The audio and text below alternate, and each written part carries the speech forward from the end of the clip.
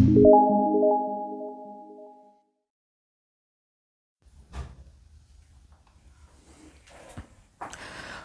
Student, क्या हाल चाल। I hope आप सब लोग ठीक ठाक होंगे। आपका स्वागत है साइंस मीडियम में। तो आज हम लोग डिस्कस करने वाले हैं कि फिजिकल केमिस्ट्री को कैसे पढ़ें, यानी फिजिकल केमिस्ट्री को पढ़ते टाइम किन चीज़ों का ध्यान रखें और बोर्ड के लिए फिजिकल केमिस्ट्री में क्या क्या चीज़ें ज़रूरी होती हैं उनको कैसे ध्यान रखना होता है, और बोर्ड में फिजिकल केमिस्ट्री के क्वेश्चन को आंसर को कैसे लिखना होता है। ये सारी कुछ छोटी छोटी टॉपिक्स पे हम डिस्कस करने वाले हैं। देखिए, 2023 सीबीएसई सिलेबस के अकॉर्डिंग 3 ही चैप्टर आपको पढ़ने हैं। Number 1 solution, number 2 chemical kinetic and number 3 electrochemistry. ये 3 ही चैप्टर हैं जो कि फिजिकल केमिस्ट्री के पार्ट हैं। बहुत सारे बच्चों को यही डाउट होता है कि आखिर सर फिजिकल केमिस्ट्री, इनऑर्गेनिक और ऑर्गेनिक, ये चैप्टर ही कौन से किसके अंडर आते हैं यही पता नहीं चलता है। तो आपको सीबीएसई सिलेबस के अकॉर्डिंग अगर बात करें तो फिजिकल केमिस्ट्री में और भी बहुत सारे चैप्टर दे रखे हैं, लेकिन वो नहीं पढ़ना है। सॉलिड स्टेट वगैरह ये सारे चैप्टर्स दे रखे हैं, वो सारे चैप्टर्स आपको नहीं पढ़ने। आपको पढ़ना है सॉल्यूशन, केमिकल काइनेटिक, इलेक्ट्रोकेमिस्ट्री। और अगर हम केमिस्ट्री की बात करें, देखिए केमिस्ट्री में 3 ब्रांच होती हैं। एक होता है इनऑर्गेनिक, दूसरा होता है ऑर्गेनिक और तीसरा होता है फिजिकल। और आज हमारा टारगेट है कि फिजिकल केमिस्ट्री को हम समझें कि आखिर फिजिकल केमिस्ट्री को कैसे पढ़ें और कैसे उसका आंसर लिखें। देखिए, किसी भी चीज को पढ़ने के लिए मैंडेटरी है कि आप 2 चीजें कम से कम कवर करें। एक तो उस टॉपिक से रिलेटेड जितनी भी टर्म्स हैं उनके डिफिनीशन, और उस टॉपिक से रिलेटेड जो जो कॉन्सेप्ट हैं उनको। 2 चीजें आप समझ लिए। लेकिन अगर हम जब फिजिकल केमिस्ट्री, पर्टिकुलर जब हम फिजिकल केमिस्ट्री की बात कर रहे हैं, तो इस फिजिकल केमिस्ट्री में एक एडिशनल चीज और करनी होगी आपको। इसमें कैलकुलेशन और मैथमेटिकल अप्रोच यानी न्यूमेरिकल्स, मैथमेटिकल अप्रोच लेके चलना होगा आपको फिजिकल केमिस्ट्री के अंडर में। क्या बात क्लियर हुई? दूसरा चीज देखिए, जैसे मान लीजिए डिफिनीशन को हम कैसे पढ़ें। जैसे इसमें से कोई चैप्टर ले लीजिए, उस चैप्टर में जितने भी टर्म्स हैं, जैसे मान लेते हैं फॉर एग्जांपल सॉल्यूशन के बारे में बात कर लें, तो पहले सॉल्यूशन की डिफिनीशन ध्यान रख लीजिए कि होमोजेनियस मिक्सचर को सॉल्यूशन कहते हैं। बाइनरी सॉल्यूशन में 2 कंपोनेंट होते हैं, एक सॉल्यूट एक सॉल्वेंट। इस तरीके से बहुत सारी चीजें आप ध्यान रख सकते हैं। इसी तरीके से केमिकल काइनेटिक में रेट के बारे में बात कर लें कि चेंज इन कॉन्सेंट्रेशन और चेंज इन टाइम में जो रिलेशन होता है वो रेट कहलाता है। इलेक्ट्रोकेमिस्ट्री में बात कर लें एसआरपी, एसओपी, बहुत सारी चीजें हैं जिसके डिफिनीशन पहले ध्यान रखें, और साथ ही साथ उससे जो भी अटैच, जो भी जुड़ा हुआ कॉन्सेप्ट है उसको भी ध्यान रखेंगे। तो डिफिनीशन और कॉन्सेप्ट, इन सारी चीजों को तो आपको लर्न करना है। बिल्कुल, ये ऐसी चीजें होती है ना जो आप एक बार समझने की कोशिश करेंगे तो बिल्कुल समझ में आ जाएगी। लेकिन जो लास्ट पॉइंट कैलकुलेशन और न्यूमेरिकल, ये प्रैक्टिस से ही डेवलप होगी। तो 1-2 क्वेश्चन आपको प्रैक्टिस करना है किसी भी फॉर्मूले पे। जो फॉर्मूला आएगा, देखिए डिफिनीशन से फॉर्मूला स्टार्ट हो जाएगा, लेकिन वो जाके खत्म होगा उसके कॉन्सेप्ट से जुड़ी हुई चीजों पे। कॉन्सेप्ट लगा लगा के उसका एक पर्टिकुलर फॉर्मूला बनेगा, उस फॉर्मूले का यूज करके आप आंसर तक पहुंचते हैं। जैसे फिजिकल केमिस्ट्री में एग्जामिनर का ये टारगेट होता है कि वो जो फिजिकल क्वांटिटीज हैं, जैसे मान लीजिए मास, मोल, वॉल्यूम, इस तरीके की चीजें वो सॉल्यूशन चैप्टर में आपसे पूछ लेते हैं। इसी तरीके से केमिकल काइनेटिक में वो रेट पूछ लेते हैं, कितने टाइम में कितना कॉन्सेंट्रेशन में चेंज हुआ, रेट वगैरह के बारे में बात कर लेते हैं कि कॉन्सेंट्रेशन आधा होने में कितना टाइम लगा, हाफ लाइफ कहते हैं उसको। फिर इस तरीके से बहुत सारी चीजें होती हैं जो आपसे यहां पूछ लिया जाता है। क्या बात क्लियर है? तीसरा, इलेक्ट्रोकेमिस्ट्री में, इसमें आपसे ईएमएफ ऑफ सेल के ईएमएफ के बारे में उसको कैलकुलेट करा लिया जाता। तो जो डाटा, जो वैल्यू 3.4 वोल्ट की बैटरी आई, 3.6 वोल्ट की बैटरी आई, 12 वोल्ट की बैटरी आई, ये जो सारी बैटरी वगैरह, ये ईएमएफ वगैरह, जो ये डाटा आ रहा है ना, ये कैलकुलेशन से ही तो आते हैं। वो कैलकुलेशन वाला पोर्शन, न्यूमेरिकल वाला पोर्शन, यानी ये जो पार्ट है, ये 3 चैप्टर, इसमें आपको कैलकुलेशन का ध्यान रखना है।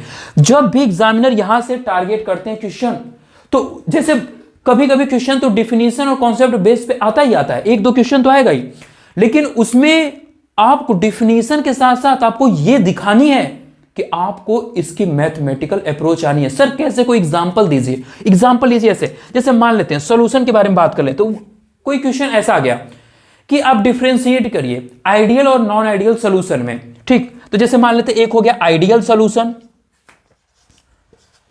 एक है आइडियल सॉल्यूशन, एक है नॉन आइडियल सॉल्यूशन। ठीक, जैसे अब इन दोनों में डिफरेंशिएट करना है आपको, तो आइडियल सोल्यूशन के लिए आपको पता है ना, पहले तो आप डिफिनीशन लिख देंगे कि जो राउल्ट्स लॉ को फॉलो करते हैं। देखिए डिफिनीशन आप लिखेंगे कि जो राउल्ट्स लॉ को फॉलो करे, जो ओबे राउल्ट्स लॉ, ये आइडियल सोल्यूशन होते हैं। जो नॉन आइडियल सोल्यूशन होंगे ये राउल्ट्स लॉ को फॉलो नहीं करेंगे। और राउल्ट्स लॉ क्या होता है, ये कॉन्सेप्ट का पार्ट हो गया कि आपका कॉन्सेप्ट क्लियर होना चाहिए। दूसरा चीज, अब आइडियल सोल्यूशन, फिर इसमें आ जाता है इसका कैलकुलेशन। हालांकि ये तो दे रखे हैं कि आप इस दोनों में डिफरेंशिएट करिए, तो आपको क्या लगता है ना कि अगर आप पहले से प्रैक्टिस कर नहीं रखे हैं तो आप सीधे सीधे क्या करते हैं कि इसमें इंग्लिश में 2-4 वर्ड में ऐसे ऐसे लिखते चले जाते हैं। वो एक अच्छी कॉपी, अच्छा आंसर नहीं हुआ। आपको क्या करना होगा, जैसे आप आइडियल सोल्यूशन के लिए आप इसकी एंथैल्पी में चेंज बताएंगे, मिक्सचर ये 0 होता है, वॉल्यूम में चेंज ये 0 होता है, कुछ इस तरीके की चीजें। नॉन आइडियल सोल्यूशन में ये जो डेल्टा एच मिक्सचर है या सोल्यूशन का जो है ये नॉट इक्वल टू 0। इसी तरीके से वॉल्यूम में जो चेंज है ये कुछ ना कुछ होगा ही होगा। और यही तो नॉन आइडियल सोल्यूशन की मतलब डिफिनीशन होती है कि ये कॉम्प्रेस भी हो सकता है, एक्सपांड भी हो सकता है। लेकिन अगर आप आइडियल सोल्यूशन के बारे में बात कर रहे हैं तो आइडियल सोल्यूशन में डेल्टा एंथैल्पी में भी चेंज 0 और मिक्सचर जो उसका वॉल्यूम है ना ही एक्सपांड करेगा और ना ही कॉन्ट्रैक्ट करेगा। फिर उसके बाद नॉन आइडियल सोल्यूशन में 2 तरीके की चीजें आ जाती हैं, जैसे में क्या क्या, एक तो आ जाएगा इसमें पॉजिटिव डेविएशन, एक आ जाएगा नेगेटिव डेविएशन। तो पॉजिटिव डेविएशन के लिए भी आप ऐसे लिखेंगे, डिफिनीशन तो लिखना ही है, 2, 4, 5 मार्क्स का ये क्वेश्चन होगा तो उसी हिसाब से करेंगे।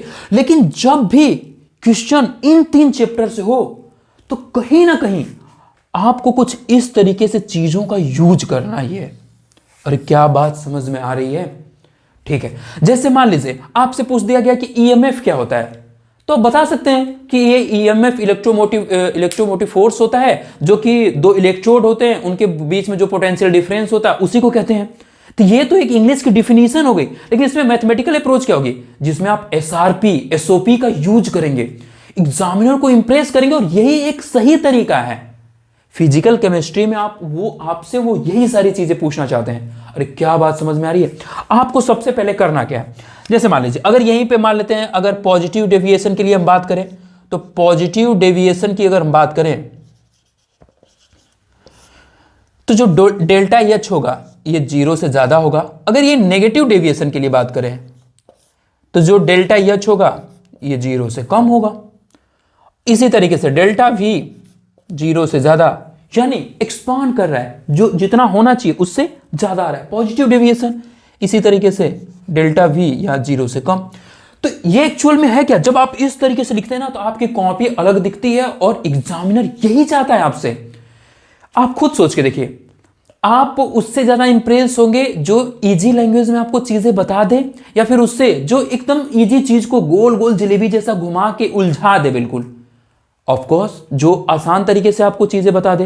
तो एग्जामिनर भी जब कॉपी चेक करेगा तो उसको भी तो यही चाहिए कि आपके कॉन्सेप्ट क्लियर है या नहीं क्लियर है। वो बाकी लाइनें बाकी इंग्लिश थोड़ी ना पढ़ने बैठेंगे कि आपकी सारी कॉपी वर्ड बाय वर्ड पढ़ रहे हैं। अरे ऐसा नहीं होता है, आप खुद सोच के देखिए ना।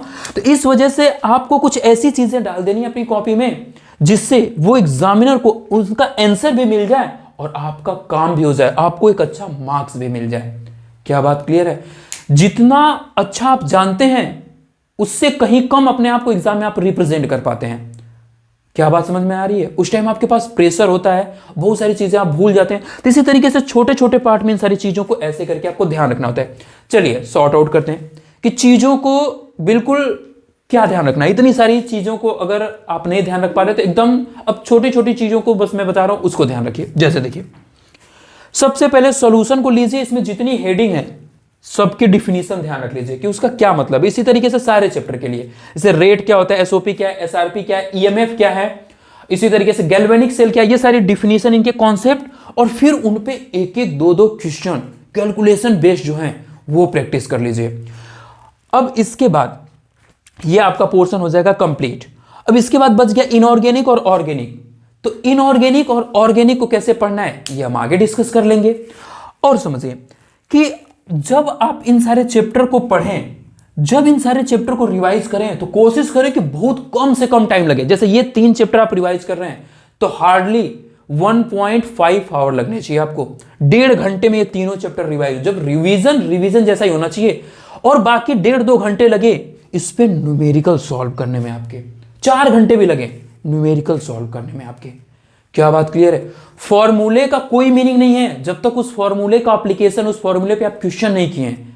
क्या बात समझ में आ रही है? उस फॉर्मूले में कौन सी वैल्यू किससे रिलेट की गई है, कौन सी वर्ड, कौन सा चीज, कौन सा कंटेंट किससे रिलेट करके लिखा गया है, ये सारी चीजें जब आप प्रैक्टिस करेंगे तभी आपको क्लियर होगा। क्या बात समझ में आ रही है?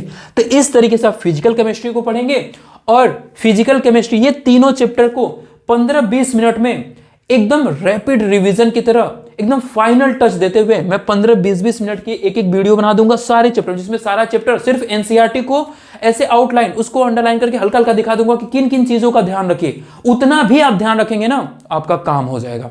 अच्छा, आप खुद सोच के देखिए, क्या एग्जाम में आपको हूबहू बिल्कुल एनसीईआरटी याद होती है? नहीं। अरे इतना सारा सिलेबस, इतना सारा अलग अलग तरीके के सब्जेक्ट हैं, सबको पढ़ना है। आपको उसके की बातें ध्यान रख जाती है, की पॉइंट्स ध्यान रह जाते हैं, उसी के अकॉर्डिंग तो आप सारा आंसर कर लेते हैं। तो वही सारी चीजों को मैं अंडरलाइन कर दूंगा, बता दूंगा। तो ये 3 चैप्टर आप कर लिए तो फिजिकल केमिस्ट्री कंप्लीट हो गया आपका। क्या बात समझ में आई?